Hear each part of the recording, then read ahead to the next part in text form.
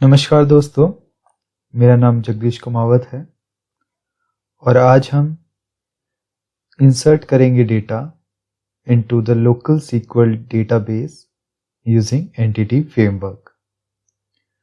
एक पुराना ब्लॉग था जिसमें हम डेटा रीड कर रहे हैं। इस वीडियो में हम डेटा इंसर्ट करेंगे इन लोकल सीक्वल डेटाबेस। ठीक है, और ये चीज हम करेंगे यूजिंग एंटिटी फ्रेमवर्क। हमारा अल्टीमेट एम तो यही है कि connect bot framework to DB. मैं अभी तक सारा कुछ रीडिंग पार्ट में था, अभी हम इंसर्टिंग डेटा में जाएंगे। ओके, तो सबसे पहले हम यही ब्लॉक को फॉलो करते हैं to create the database and to connect the code with the database, जो कि हम वो स्कैफोल्डिंग करेंगे। ठीक है, तो चलिए शुरू करते हैं। Starting with visual studio.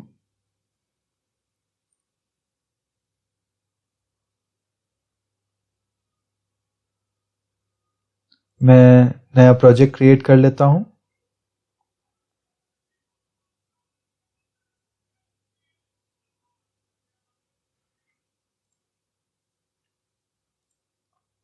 Okay, तो यहाँ पे देखते हैं कि स्टार्ट क्या किया है। एक ब्लैंक सॉल्यूशन क्रिएट किया है हमने, और चलिए हम एक ब्लैंक सॉल्यूशन क्रिएट कर लेते हैं। तो मैं यहाँ पे टाइप कर लेता हूँ ब्लैंक सॉल्यूशन। ऑलराइट, और इसका नाम दे देते हैं entity framework, that is EF demo. और मैं इसको ले लेता हूँ अपने वन ड्राइव में, सेव कर लेता हूँ इस प्रोजेक्ट को। इस ब्लैंक सॉल्यूशन में हम दो प्रोजेक्ट बनाएंगे। एक हमारा कंसोल एप्लीकेशन होगा और दूसरा हमारा let's say class project, class library. तो हमारा प्रोजेक्ट बन के तैयार हो गया है। नेक्स्ट स्टेप क्या था हमारा, क्लास लाइब्रेरी। तो मैं यहाँ पे राइट क्लिक करता हूँ, ऐड न्यू प्रोजेक्ट, और यहाँ पे लिख देते हैं क्लास लाइब्रेरी। एंड मैं सेलेक्ट करूँगा .NET कोर वाला ही एंड C#। ठीक है, यही है। और इसका नाम दे देते हैं हम, चलिए ब्लॉग में देखते हैं हमने क्या नाम दिया है, डेटा एक्सेस लेयर। ये एक्चुअली कह लो कि ये स्टैंडर्ड नेम है। अगर आप कोई वेब एप्लीकेशन बनाते हैं तो this is the lowest layer. पहले तो डेटाबेस आएगा एंड उसके बाद ये data access layer, then we have business, then service layer, after that हमारे पास प्रेजेंटेशन लेयर आती है। ठीक है, ये डेटा एक्सेस लेयर में ही हमारे सारे लॉजिक होते हैं। बिजनेस लेयर तो बस नाम का ही है, बट सारे लॉजिक इधर ही होते हैं। मतलब विद कम्युनिक, जब हम डेटाबेस से कम्युनिकेट करते हैं वो सारे लॉजिक यहीं लिखे जाते हैं। और मैं यहाँ पे .NET Core 3.1 ले लेता हूँ, चलेगा हमारे लिए। वैसे अब तो 6 भी आ गया है, .NET 6 आ गया है। ओके, ये हमारा प्रोजेक्ट बनके तैयार हो गया। अब अच्छा, मैंने यहाँ पे बता के रखा है कौन कौन सी हमारी एप्लीकेशन लेयर्स होती है। Then we have created this one. चलिए अब हम चलते हैं डेटाबेस क्रिएट करने के लिए। वैसे दो वेज है। पहला है हमारा using SQL server management studio, और दूसरा है हमारा यूजिंग द प्लगइन, जो कि अवेलेबल है विजुअल स्टूडियो के अंदर ही। जब आप विजुअल स्टूडियो इंस्टॉल करते हैं, जब आप वर्कलोड सेक्शन में जब सेलेक्ट करते हैं, चूज करते हैं, तो वहाँ पे डेटा प्रोसेसिंग एक ऑप्शन रहता है, एक वर्कलोड रहता है। तो अगर आप वो सेलेक्ट करते हैं तो ऑटोमेटिकली आप विजुअल स्टूडियो से ही डेटाबेस क्रिएट कर सकते हैं। ठीक है, तो हम वैसे सेकेंड अप्रोच में ही जाएंगे क्योंकि अभी टाइम नहीं है हमारे पास ये SQL सर्वर मैनेजमेंट स्टूडियो बनाने का। बट दोनों का प्रोसेस बिल्कुल सेम है, कोई डिफरेंस नहीं है। मतलब कोड वगैरह सब सेम रहेगा, बस यहाँ पे आप एक्स्ट्रा ये सॉफ्टवेयर इंस्टॉल करते हैं, उसके बाद डेटाबेस बनाते हैं, उतना ही फर्क है। ठीक है, और चलिए हम यहाँ पे चलते हैं। यहाँ पे मैं व्यू में जाऊंगा, देन चलते हैं SQL server object explorer. Okay, तो यहाँ पे मेरा ये लोकल सर्वर है। अब इस लोकल सर्वर में, ये मेरा लोकल सर्वर है जो कि MS SQL लोकल DB कह लो। ओके, अब यहाँ पर मैं बनाऊंगा अपना एक नया डेटाबेस इस सर्वर में। किधर बनाते हैं, अच्छा राइट क्लिक ऑन डेटाबेस, तो यहाँ ऐड न्यू डेटाबेस करता हूँ। तो हमने जो ब्लॉग में किया था ना, तो मैं एम्प्लॉय DB करता हूँ, दैट्स द बेस्ट एग्जाम्पल हम ले सकते हैं। ठीक है, और एम्प्लॉय DB ओके, तो ये हमारा बन के तैयार हो गया डेटाबेस। बहुत सिंपल है। SQL सर्वर में तो काफ़ी कुछ करना पड़ता है, वैसे उधर भी सिंपल ही है, ज़्यादा फर्क नहीं है। लेकिन ये अच्छा है ना कि आप जहाँ पे कोड लिख रहे हैं वहीं पे आप डेटाबेस क्रिएट कर लें, वहीं पे आप क्वेरी लिख लें, वहीं पे आप सारे वैल्यूज़ देख लें। ये ज़्यादा बेटर अप्रोच लगता है मेरे को। अब डेटाबेस तो बन गया हमारे पास, अब हमें इसमें डेटा डालना है, टेबल बनानी है पहले तो यहाँ पे ऑलरेडी क्वेरी लिखी होगी, वही मैं कॉपी पेस्ट कर देता हूँ।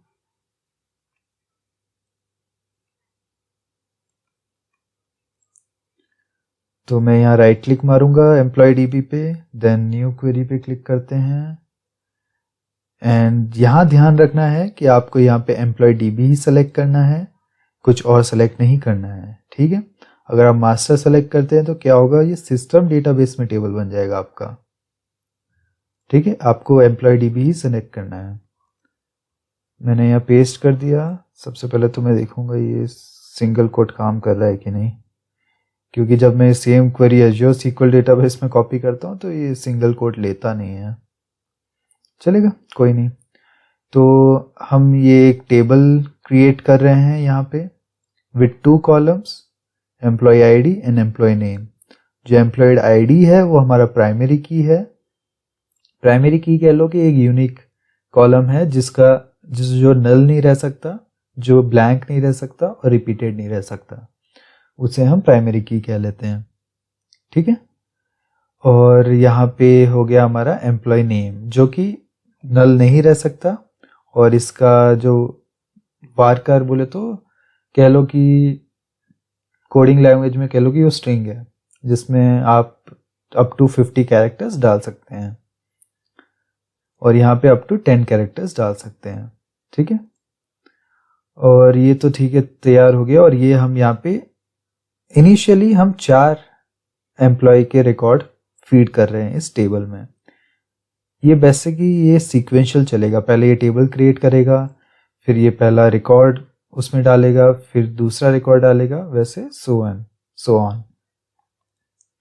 ठीक है, सबसे आप एक एक करके भी डाल सकते हैं, जैसे मैंने ये सेलेक्ट किया और यहाँ पे ये रन एग्जीक्यूट करना है, तो यानी कि इतना ही पोर्शन ये रन होगा, उससे ज़्यादा नहीं होगा। ओके, तो सबसे पहले तो हम पूरा ही रन कर लेते हैं, बेटर ये रहेगा। अच्छा, मैं एक एक करके रन करता हूँ ताकि आपको ज़्यादा समझ में आए। तो मैं पहले टेबल क्रिएट करूँगा। ठीक है, यहाँ पे देखो आ गया कमांड्स कंप्लीटेड सक्सेसफुली। अगर मैं इसके साथ भी रन करता तो यहाँ आता कि अपडेटेड 4 रोज। ठीक है, चलिए अब मैं इसमें एक डेटा डाल देता हूँ। नहीं, पहले मैं यहाँ दिखाता हूँ कि ये टेबल आया है कि नहीं। तो आप रिफ्रेश करेंगे इसको, रिफ्रेश करने के बाद डेटाबेस में जाते हैं, एम्प्लॉय DB में जाते हैं, टेबल्स में, तो ये हमारा एम्प्लॉय टेबल आ गया। अब मैं इसको देख ले, व्यू डेटा करते हैं। फिलहाल के लिए एम्प्टी है, कुछ डेटा नहीं है यहाँ पे। अब मैं एक रिकॉर्ड उसमें ऐड करूँगा, मैंने ये सेलेक्ट कर लिया है, मैं एग्जीक्यूट करता हूँ, 1 रो अफेक्टेड। अब मैं इसको रिफ्रेश करूँगा तो ये हमारा आ गया पहली एंट्री। ठीक है, एक साथ अब मैं तीनों एक साथ कर लेता हूँ, बाकी 3। और यहाँ पे मैं रीलोड कर देता हूँ, तो हमारे सारे एंट्रीज आ गई। चलिए अब एग्जांपल लेते हैं कि अगर मैं डुप्लीकेट एंट्री करता हूँ तो क्या होता है। ठीक है, तो ये क्या है, वायलेशन ऑफ प्राइमरी की constraint, can not insert duplicate की इन ऑब्जेक्ट, इसीलिए क्योंकि ये डुप्लीकेट नहीं हो सकता प्राइमरी की। ओके, चलिए इतना तो हो गया, ये इतना ही था। अब ये तो हमने ये SQL क्वेरी लिख के हमने ये डेटा ऐड कर रहे हैं। अब हम .NET कोर से करेंगे, C# लैंग्वेज से। ओके, अगर आप चाहे तो इस क्वेरी को सेव कर सकते हैं इन द प्रोजेक्ट स्ट्रक्चर कह लेते हैं, वरना इट्स अप टू यू। तो मैं सेव नहीं करना चाहता तो मैं डायरेक्टली इसको क्लोज कर देता हूँ, क्योंकि हमने ऑलरेडी डेटा ऐड कर लिया और टेबल बना लिया है। ओके, अब मैं इसको थोड़ा बंद कर लेता हूँ साइड में, और ठीक है ये इधर ही रहने देते हैं ताकि जब हम डेटा इंसर्ट करेंगे तो ये काम आ जाएगा। ओके, चलिए अब वापस से ब्लॉग में चलते हैं। इतना तो हमने कर लिया है, ये भी हमने देख लिया डेटा, और ये भी हमने जो किया है वही बता रहा है। अब आता है हमारा स्कैफोल्डिंग। स्कैफोल्डिंग सिंपल वर्ड में हम अपने C# कोड को डेटाबेस से कनेक्ट कर रहे हैं। ठीक है, और चलिए करते हैं, मैनेज पैकेजर में जाना है, तो ये मैं कमांड कॉपी कर लेता हूँ पूरा। मैंने कमांड कॉपी कर लिया है, और यहाँ पे हम टूल्स में जाएंगे, manage package console, package manager console, हाँ। और यहाँ पे मैं पहले तो क्या करता हूँ, मैं इधर क्वेरी बनाता हूँ, क्योंकि उसमें हमें कुछ पैरामीटर्स चेंज करने पड़ेंगे। ओके, मैं इसको थोड़ा बड़ा कर लेता हूँ फॉन्ट साइज।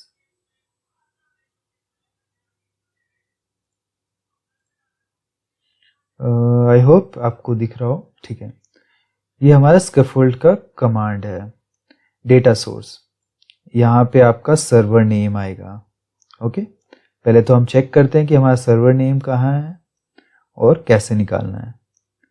तो SQL सर्वर ऑब्जेक्ट एक्सप्लोरर खोलेंगे, ये जो है हमारा सर्वर नेम है, local DB MS SQL local DB। तो आप इसको राइट क्लिक कर सकते हैं, प्रॉपर्टीज, तो यहाँ राइट साइड कॉर्नर में इधर प्रॉपर्टीज आई है नीचे, इसको टॉप पे जाना है, और यहाँ पे आपको ये कनेक्शन स्ट्रिंग दिखेगा। तो ये देखोगे कि ये जो कनेक्शन स्ट्रिंग है और जो हमारे पास जो कनेक्शन स्ट्रिंग है वो ऑलमोस्ट सेम ही है, ज़्यादा फर्क नहीं है। ठीक है, तो फिलहाल के लिए हमको सिर्फ इसका डेटा सोर्स निकालना है। पहले तो हम डेटा सोर्स निकालेंगे।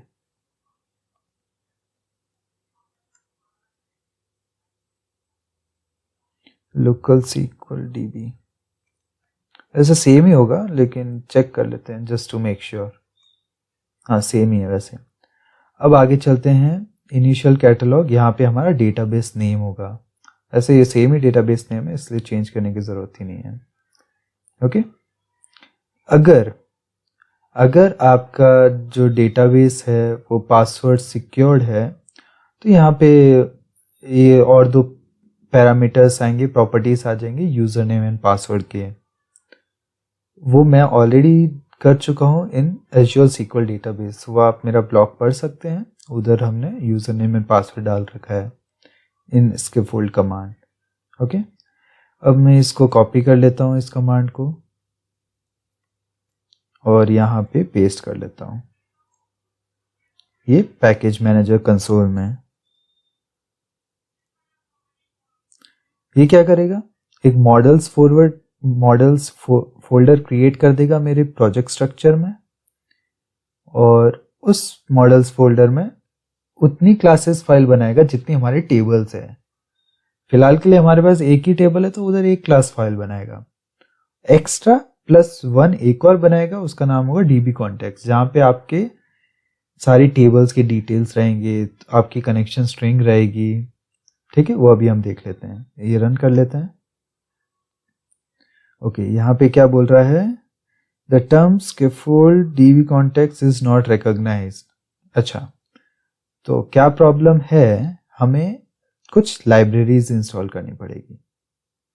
ठीक है, इधर हम कहाँ कर रहे हैं, इधर तो इसने कर दिया लाइब्रेरीज ये वाली।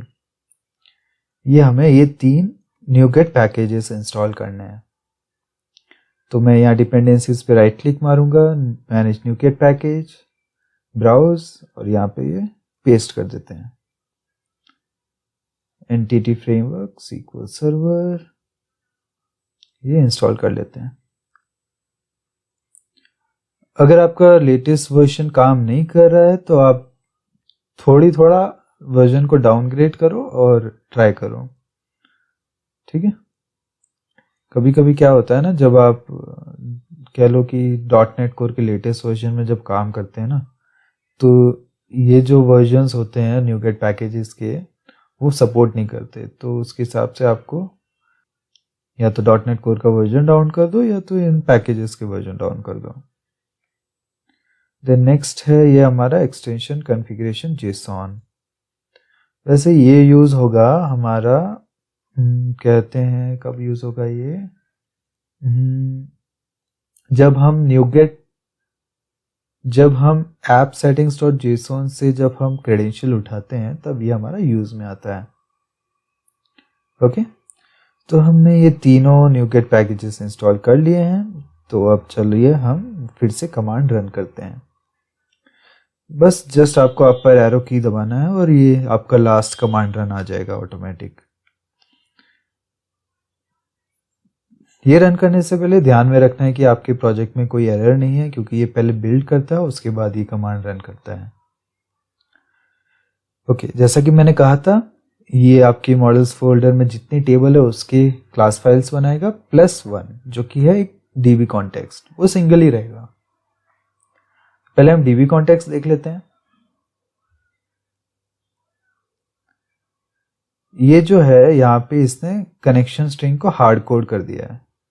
सबसे पहले तो हम इसको कमेंट कर देंगे वार्निंग को। ये कनेक्शन स्ट्रिंग को हार्ड कोड कर दिया है जो कि रेकमेंडेड नहीं है।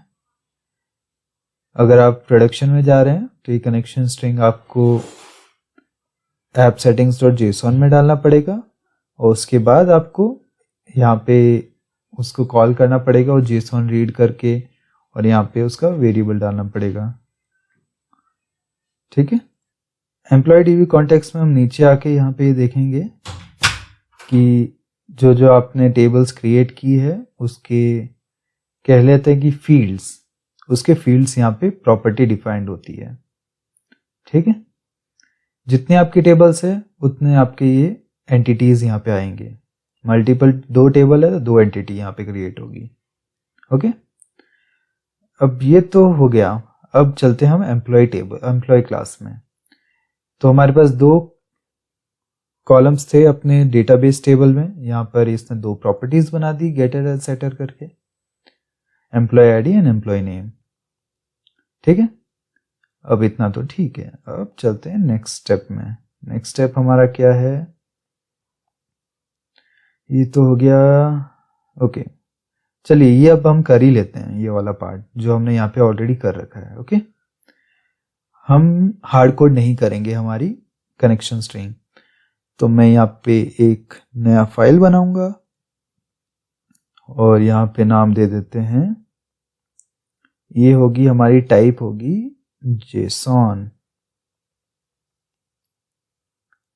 JSON फाइल है और यहाँ पे मैं नाम दे देता हूँ ऐप settings.json। ये स्टैंडर्डाइज नेम है जहाँ पे आप अपनी कॉन्फ़िगरेशन डिटेल्स रखते हैं। ओके, तो यहाँ पे चलिए ये तो हो गया, JSON फाइल हमने बना ली और मैं कॉपी पेस्ट कर लेता हूँ।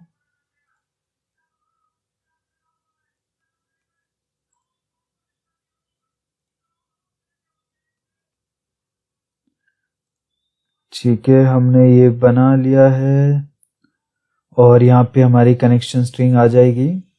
यहाँ पे ध्यान रखना है ये जो स्लैश है वो एस्केप कैरेक्टर के साथ डालना है, यानी कि आपको एक और स्लैश डालना है, नहीं तो ये काम नहीं करेगा।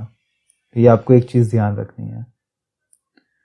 और ये तो सब ठीक है, ये तो बन के तैयार हो गई है। अब नेक्स्ट स्टेप क्या था, यहाँ पे ये दिस पीस ऑफ कोड हमें डालना है ऑन कॉन्फ़िगरिंग में।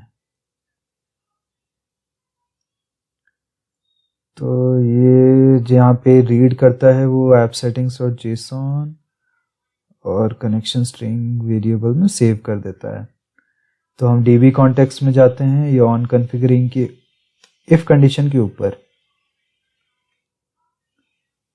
यहाँ पे ये रीड करेगा ऐप सेटिंग्स डॉट जेसॉन और ये db कनेक्शन स्ट्रिंग, ये की है हमारा की, ये की यहाँ पे हमने यूज किया। ये जो भी आप की यूज करोगे वो आपको वहां डालना पड़ेगा। और ये जो वेरिएबल है कनेक्शन स्ट्रिंग वो इधर रिप्लेस करना है आपको। ओके, ये मैं वार्निंग निकाल देता हूँ, कुछ फायदा नहीं है। ठीक है, हाँ अब ये जो भी एरर आ रहा है ये चलो इंपोर्ट कर लेते हैं system.io को। और ये कॉन्फ़िगरेशन बिल्डर जो हमने वो थर्ड वाला न्यूकेट पैकेज इंस्टॉल किया था ना, वो इसी के लिए था। ठीक है, अभी इतना हो गया। अब क्या है हमारे पास, ये भी हो गया। अब हमें चाहिए यूजर रिपोजिटरी। तो मैं क्लास 1 को ही चेंज कर देता हूँ नाम, यूजर रिपोजिटरी।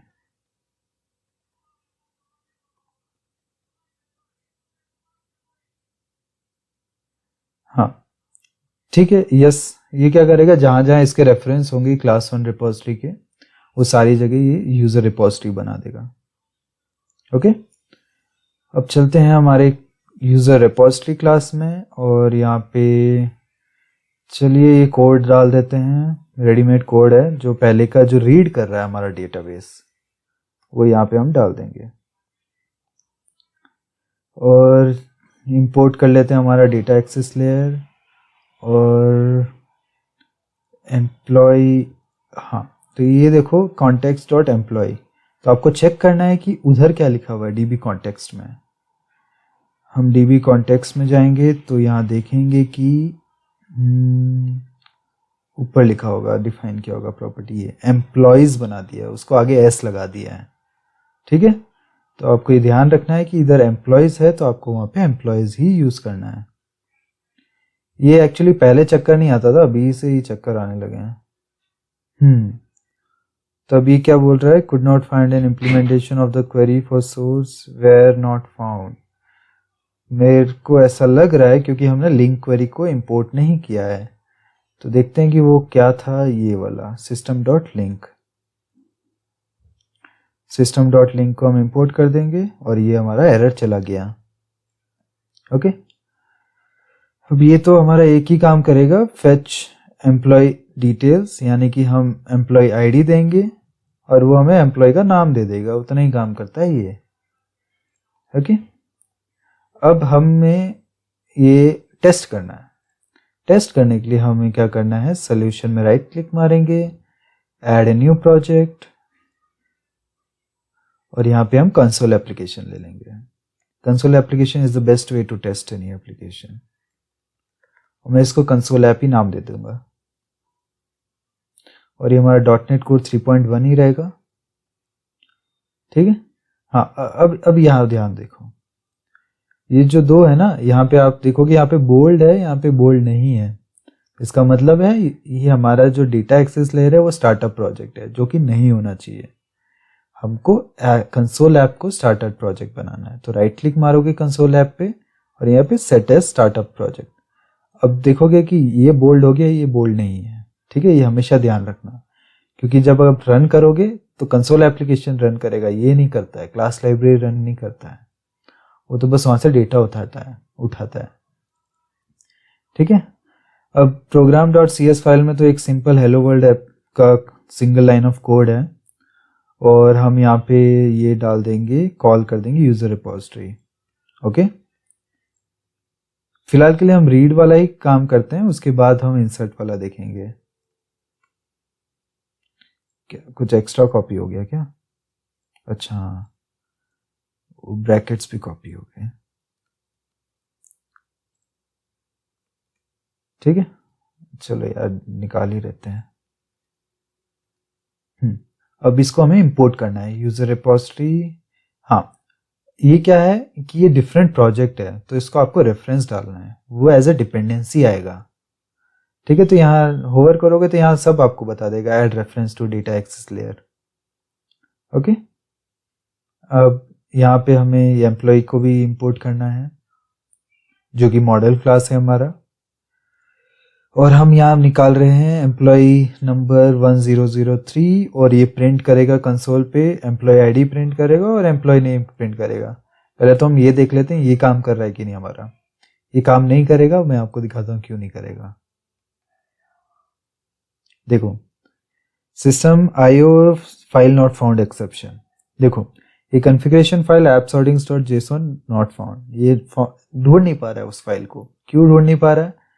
क्योंकि ये जब आप इस पे क्लिक करोगे ना तो इसकी प्रॉपर्टीज देखना, तो कॉपी टू आउटपुट डायरेक्टरी, ये एक फोल्डर है डेटा एक्सेस लेयर, और ये जो कंसोल ऐप है वो दूसरा फोल्डर है।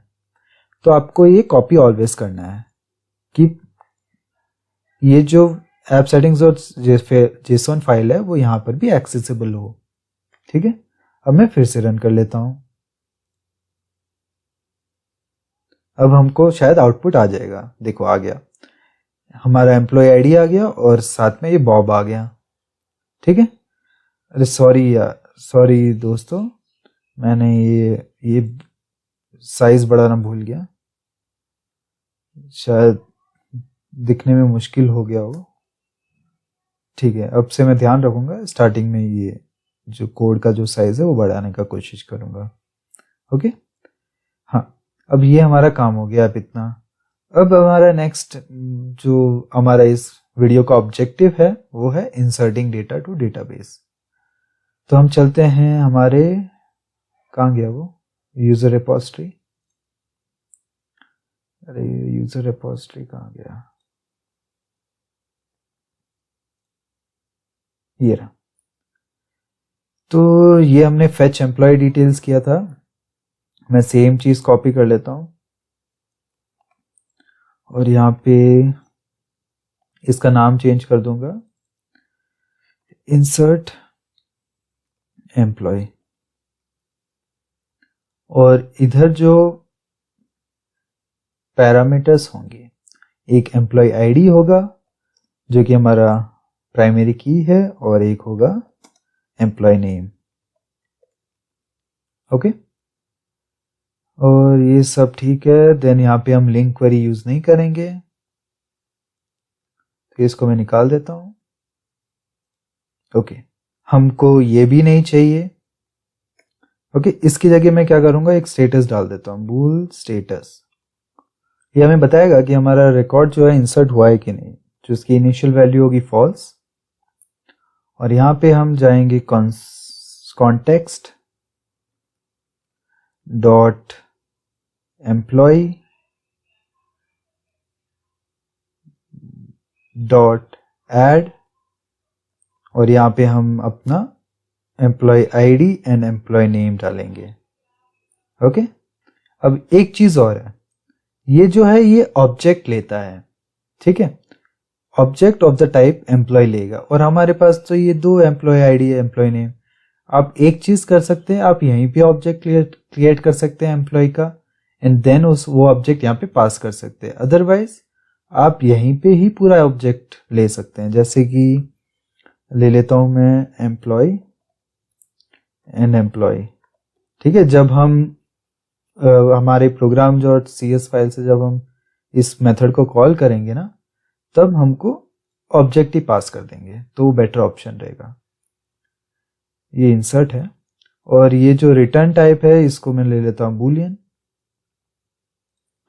और यहां पे मैं एम्प्लॉय। ओके, अब ये तो हमारा इंसर्ट हो गया। अब हमें कहते हैं कि जब कोड कमिट करते हैं ना रिपोजिटरी में, तो इधर का भी डेटाबेस कमिट वाला पार्ट है, तो हम उसको चेंजेस सेव करने हैं हमारे। ठीक है, वो मेरे को टेक्निकल टर्म याद नहीं आ रहा है, डेटाबेस में जब हम किसी चीज को कमिट करते हैं वो टेक्निकल टर्म ये कोई याद नहीं आ रहा है। तो यहाँ पे हम लिख देंगे कॉन्टेक्स्ट डॉट सेव चेंजेस। जब भी आप इंसर्ट करते हैं, अपडेट करते हैं, डिलीट करते हैं, तो सेव चेंजेस जरूर आता है। रीड के टाइम में तो कुछ नहीं है। उसके बाद हम अपनी बूल की वैल्यू इसको ट्रू बना देंगे। ठीक है, सॉरी बूल की वैल्यू क्या, स्टेटस की value, status equal to true. अगर देखो अगर ये फेल हो गया ना यहाँ पे तो एक्सेप्शन में आ जाएगा, और एक्सेप्शन में आने के बाद हम उसकी वैल्यू फॉल्स कर देंगे। ऐसे वो फॉल्स ही है, करना क्या है। चलो प्रिंट कर लेते हैं, कंसोल डॉट राइट लाइन, यहाँ पे लिख देता हूं मैं एक्सेप्शन ई डॉट मैसेज, ठीक है। और यहाँ पे हमारा आ जाएगा रिटर्न स्टेटस, ओके। तो इनिशियल वैल्यू हमारी फॉल्स ही थी, यहाँ पे आपको फिर से फॉल्स करने की ज़रूरत नहीं है, कोई प्रॉब्लम नहीं है, क्योंकि यहाँ तक पहुँचेगा ही नहीं अगर यहाँ पे एक्सेप्शन आ गया तो, ओके। सब बढ़िया है। चलिए हम चलते हैं program.cs फाइल में, और यहाँ पे हमें एम्प्लॉय का ऑब्जेक्ट बनाना है, तो अभी हम बना लेते हैं, ठीक है। ये ऑब्जेक्ट ऑलरेडी बना हुआ है, तो हम क्या करेंगे, ये एक और बना लेते हैं, क्या जाता है, एम्प्लॉय1 लिख देता हूँ, emp1, चलिए emp5 लिख देता हूँ, क्योंकि हमारे पास शायद 4 एम्प्लॉय ऑलरेडी है ना। और न्यू एम्प्लॉय, ठीक है, ये तो हमारा हो गया। अब हम इसमें वैल्यू स्टोर करेंगे, emp5 dot employee id equal to e100। पहले मैं डेटाबेस देख लेता हूँ कितने हैं, 4 है, तो 5 वाले लेते हैं, 1005 emp डॉट एम्प्लॉय नेम, ये एम्प्लॉय नेम ले लेते हैं जूलियट, ओके। अब हम वो मेथड कॉल करेंगे, यूजर और रिपोजिटरी को हमने ऑलरेडी ऑब्जेक्ट क्रिएट कर लिया है, तो हम डायरेक्ट मेथड कॉल कर सकते हैं। तो इंसर्ट एम्प्लॉय आ गया यहाँ पे, और यहाँ पे हमें पास करना है ये हमको emp5, ठीक है। अब ये आएगा, रिटर्न करेगा बूलियन वैल्यू, तो यहाँ पे लिख देते हैं बूलियन स्टेटस इक्वल्स टू, और यहाँ पे चेक करेंगे if status is true, status true है तो कंसोल लिख देते हैं रिकॉर्ड इंसर्टेड, else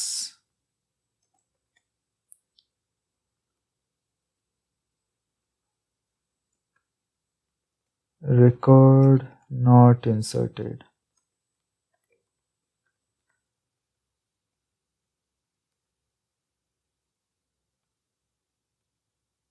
ओके। चलिए हो गया, चलो रन करके देख लेते हैं। पहले वो रीड करेगा, उसके बाद इंसर्ट करेगा। अच्छा पहले तो हमको क्लोज करना है एग्जिस्टिंग वाले को, उसके बाद फिर से रन करना है। तो हमारे पास आ गया रिकॉर्ड इंसर्टेड, ठीक है। चलिए देख लेते हैं हमारा डेटाबेस कहाँ है, ये वाला, इसको रिफ्रेश मार देते हैं, तो 1005 आ गया, जूलियट आ गई। अब चलिए, अब देखना, अब फिर से मैं करूंगा तो एरर थ्रो करेगा, क्योंकि ये प्राइमरी की है, तो वो एरर भी देख लेते हैं। तो इस बार हमको आउटपुट मिलना चाहिए रिकॉर्ड नॉट इंसर्टेड। अच्छा ये हमको क्लोज करना है, ये बार बार भूल जाता हूँ। तो ये आ गया, error occurred while updating the entries, see the inner exception वगैरह वगैरह, रिकॉर्ड नॉट इंसर्टेड। ये एरर क्यों यहाँ पे हमको प्रिंट हुआ, क्योंकि हमने यहाँ पे कंसोल लिख रखा है यूजर रिपोजिटरी में, यहाँ पे यहाँ डायलॉग मार रखा है यहाँ पे हमने, ठीक है। तो वो जो स्टेटस था वो फॉल्स ही रहा, और रिटर्न होके यहाँ पे हमको फॉल्स आ गया, और यहाँ पे ये प्रिंट हो गया। बस इतना ही है, ज़्यादा कुछ है नहीं, ठीक है। बस अब हम अगले वीडियो में यूजिंग बॉट फ्रेमवर्क टेम्पलेट ये डेटाबेस एंट्री करेंगे। तो ठीक है, चलिए मिलते हैं अपने दूसरे वीडियो में, नेक्स्ट वीडियो में। धन्यवाद सबको।